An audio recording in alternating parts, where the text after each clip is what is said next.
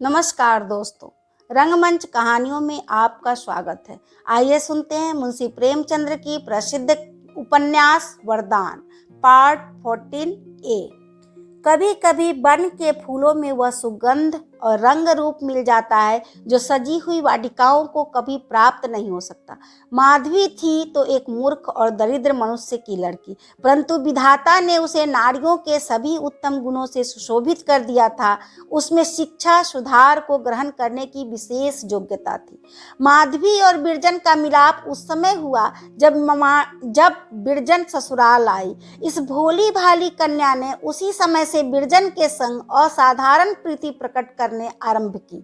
ज्ञात नहीं वह उसे देवी समझती थी या क्या, परंतु कभी उसने बिरजन के विरुद्ध एक शब्द भी मुख से न निकाला। बिरजन भी उसे अपने संग सुलाती और अच्छे अच्छे रेशमी वस्त्र पहनाती। इससे अधिक प्रीति वह अपनी छोटी भगनी से भी नहीं कर सकती थी। चित्त का चित्त से संबंध होता है। यदि प्रताप का ब्रिजरानी से हार्दिक संबंध था तो ब्रिजरानी भी प्रताप के प्रेम में पगी हुई थी। जब कमलाचरण से उसका विवाह की बात पक्की हुई तो वह प्रतापचंद्र से कभी दुखी नहीं हुई। हाँ, लज्जावश उसके हृदय के भाव कभी प्रकट न होते थे। विवाह हो जाने के पश्चात उसे नित्य चिंता रहती थी कि प्रतापचंद्र के प्रीति हृदय को कैसे तसल्ली दूं। मेरा जीवन तो इस भांति आनंद से बीतता है, बेचारे प्रताप के ऊपर न जाने कैसे बीतती होगी। माधवी उन दिनों 11वें वर्ष में थी। उसके रंग रूप की सुंदरता, स्वभाव और गुण देख देख कर आश्चर्य होता था। बिरजन को अचानक यह ध्यान आया कि क्या मेरी माधवी इस योग्य नहीं कि प्रताप उसे अपने कंठ का हार बनाए। उस दिन से वह माधवी के सुधार और प्यार में और भी अधिक प्रवृत्त हो गई। यह सोच सोच कर मन ही मन फुली न समाती थी कि जब माधवी 16-17 वर्ष की हो जाएगी तब मैं प्रताप के पास आऊंगी और उससे हाथ जोड़कर कहूंगी कि माधवी मेरी बहन है, उसे आज से अपनी चेरी समझो। क्या प्रताप मेरी बात टाल देंगे? नहीं, वे ऐसा नहीं कर सकते। आनंद तो तब है जबकि चाची स्वयं माधवी को अपनी बहू बनाने की मुझसे इच्छा करे। इसी विचार से बिरजन ने प्रतापचंद्र के प्रशंसनीय गुणों का चित्र माधवी के हृदय में खींचना आरंभ कर दिया, जिससे कि उसका रोम रोम प्रताप के रोम में पल जाए। जब वह प्रतापचंद्र का वर्णन करने लगती तो स्वतः उसके शब्द असामान्य रीति से मधुर और सरस हो जाते। स्नेह स्नेह माधवी का कोमल हृदय प्रेम रस का आस्वादन करने लगा कि एकाएक दर्पण में बाल पड़ गया। भोली माधवी सोचने लगी, मैं कैसी भाग्यवती हूँ, मुझे ऐसे स्वामी मिलेंगे जिसके चरण धोने के योग्य मैं नहीं हूँ। परंतु क्या वे मुझे अपनी चेरी बनाएंगे? कुछ भी हो, मैं अवश्य उनकी दासी बनूंगी और यदि प्रेम में कुछ आकर्षण है तो मैं उन्हें अवश्य अपना बना लूंगी। उस बेचारी को क्या मालूम था कि ये आशाएं शोक बनकर नेत्रों के मार्ग से बह जाएंगी। उसका 15वां वर्ष पूरा भी न हुआ था कि बिरजन पर गृह विनाश की आपत्तियां आ पड़ी। उस आंधी के झोंके ने माधवी की इस कल्पित पुष्प वाटिका का सत्यानाश कर दिया। इसी बीच में प्रतापचंद्र के लोप होने का समाचार मिला। आंधी ने जो कुछ अवशिष्ट रखा था वह भी इस अग्नि में जलकर भस्म कर दिया। मानस कोई वस्तु है तो माधवी प्रतापचंद्र की स्त्री बन चुकी थी। उसने अपना तन और मन उन्हें समर्पण कर दिया। प्रताप को ज्ञान नहीं परंतु उन्हें ऐसी अमूल्य वस्तु मिली है जिसके बराबर संसार में कोई वस्तु नहीं तुल सकती। माधवी ने केवल एक बार प्रताप को देखा था और केवल एक ही बार उनके अमृत वचन सुने थे, मगर इसने उस चित्र को और भी उज्जवल कर दिया था जो उसके हृदय पर पहले ही बिरजन ने खींच रखा था। प्रताप को पता नहीं है, मगर माधवी उसकी प्रेमाग्नि में दिन प्रतिदिन घुलती जाती है। उस दिन से कोई ऐसा व्रत नहीं था जो माधवी न रखती हो, ऐसा कोई देवता नहीं था जिसकी वह पूजा न करती हो, और वह सब इसलिए कि ईश्वर प्रताप को जहाँ कहीं भी वो कुशल से रखे।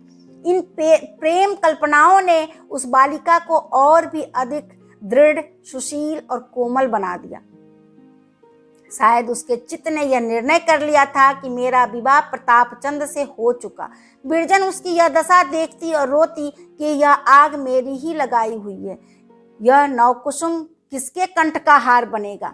यह किसकी होकर रहेगी? हाय, जिस बीज को मैंने कितने परिश्रम से अंकुरित किया और मधुक्षीर से खींचा, उसका फूल इस प्रकार शाखा पर ही कुम्हलाया जाता है।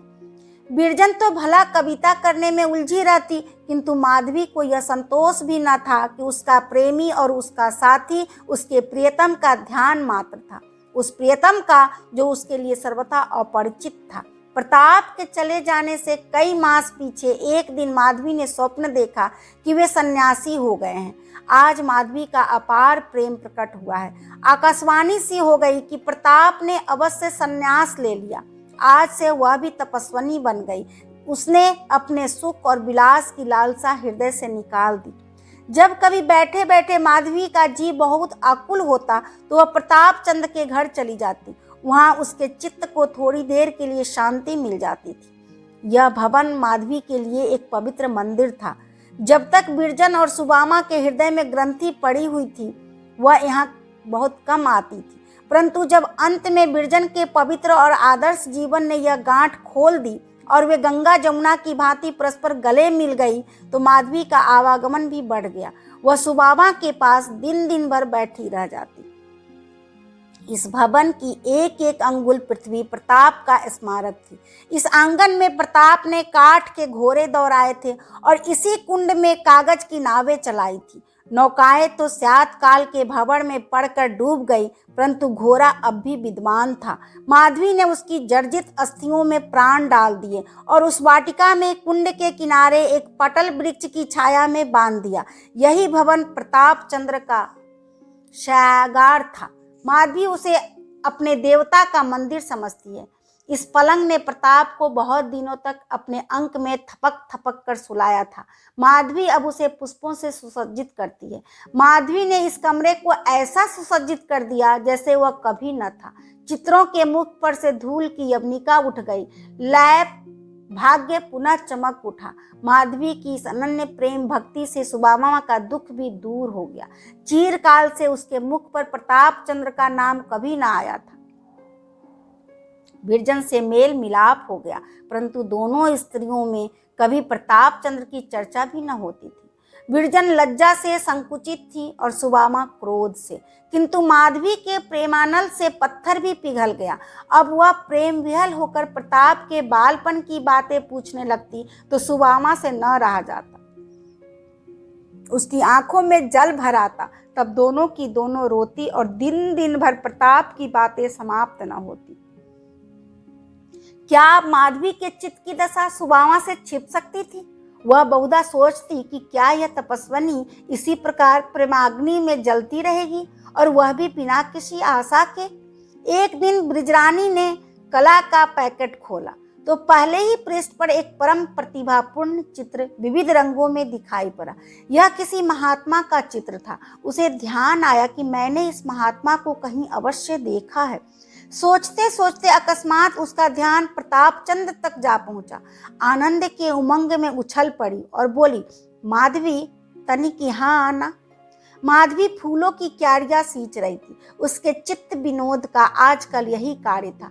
साड़ी पानी से लथपथ, सिर के बाल बिखरे, माथे पर पसीने के बिंदु और नेत्रों में प्रेम का रस भरे हुए वह आकर खड़ी हो गई। बिरजन ने कहा, आ तुझे एक चित्र दिखाऊं। माधवी ने कहा, किसका चित्र है, देखूं। माधवी ने चित्र को ध्यान पूर्वक देखा। उसकी आंखों में आंसू आ गए। बिरजन, पहचान गई? माधवी, क्यों? यह स्वरूप तो कई बार स्वप्न में देख चुकी हूँ। बदन से कांति बरस रही है। बिरजन, देखो वृत्तांत भी लिखा है। माधवी ने दूसरा पन्ना उल्टा तो स्वामी बालाजी शीर्षक लेख मिला। थोड़ी देर तक दोनों तन्मय होकर यह लेख पढ़ती रही। तब बातचीत होने लगी। बिरजन, मैं तो प्रथम ही जान गई थी कि उन्होंने अवश्य संन्यास ले लिया होगा। माधवी पृथ्वी की ओर देख रही थी, मुख से कुछ न बोली। बिरजन, तब मैं और अब में कितना अंतर है।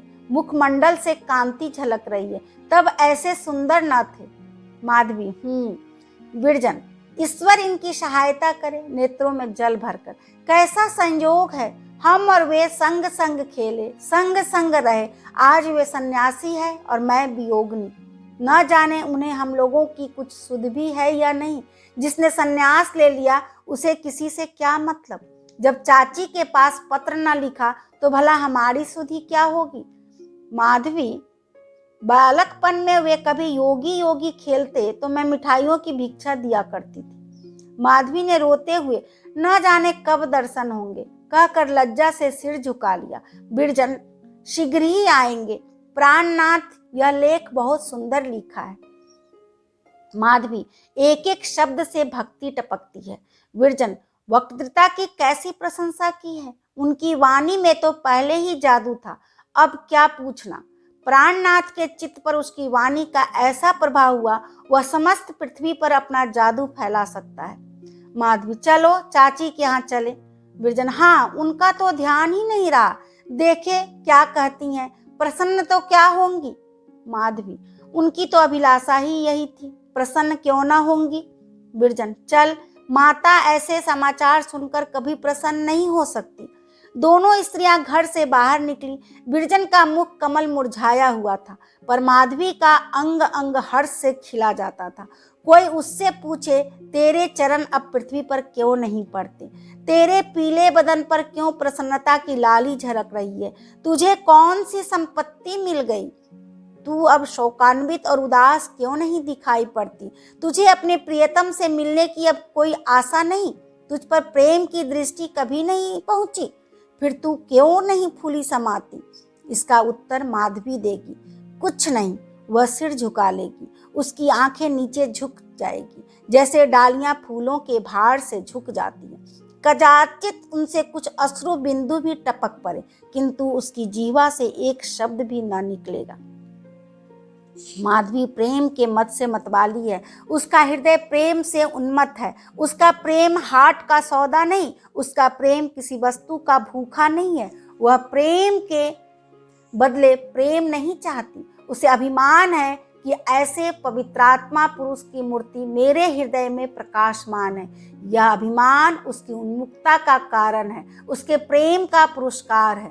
दूसरे मास में ब्रिजरानी ने बालाजी के स्वागत में एक प्रभावशाली कविता लिखी। यह एक विलक्षण रचना थी। जब वह मुद्रित हुई तो विद्या जगत बिरजन की काव्य प्रतिभा से परिचित होते हुए भी चमत्कृत हो गया। वह कल्पना रूपी वृक्ष जो काव्य गगन में वायुमंडल से भी आगे निकल जाता था, अब की तारा बनकर चमका। एक एक शब्द आकाशवाणी की ज्योति से प्रकाशित था। जिन लोगों ने यह कविता पढ़ी वे बालाजी के भक्त हो गए। कवि वह सपेरा है जिसकी पिटारी में सांपों के स्थान पर हृदय बंद होते हैं।